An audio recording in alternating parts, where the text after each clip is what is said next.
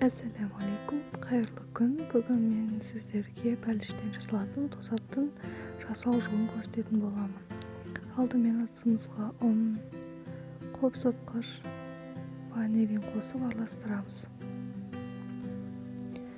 Сосын мұздатқыштан шыққан сары майымызды үккіштен өткіземіз. Үккіштен өтіп отқан сары майымызды ұнмен араластырып отырамыз. Барлық сары майымызды үккіштен өткіздік. Енді осылай қолымызбен үгітіп шығамыз. Қамырымызға жұмыртқа, қант, салқын сүт,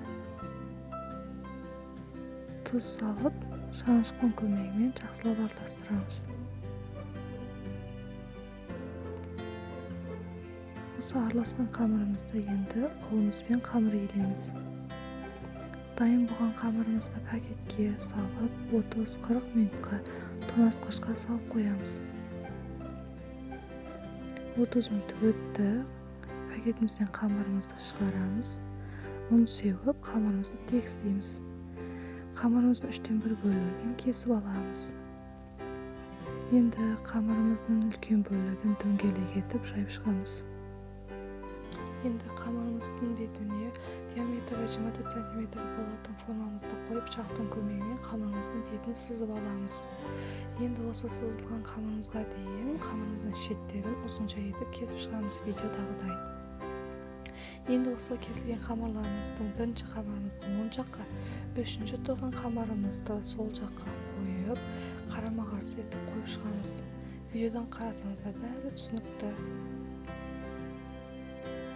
Енді қамырымыздың шеттерін басып үлкейтіп аламыз.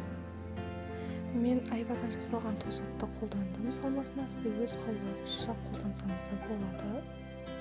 Енді қамырымыздың кішкентай бөлігін дөңгелек етіп шұқалап жайып шығамыз. Жайылған қамырымызды ұзынша етіп кесеміз. Кесілген қамырымызды мен салманың бетіне ромб тәріздес етіп, қарама-қарсы алып, ұзынша етіп қойып шықтым. Сізде өз қалауыңызша сәндесеңіздер болады.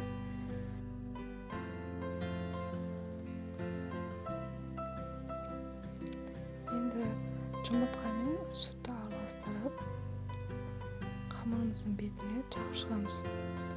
180-200 градуста 30-40 минутта пісіріп аламыз.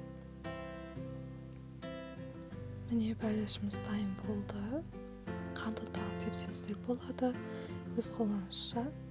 Менімен бірге болғандарыңызға рахмет. Баршаңызға ас болсын.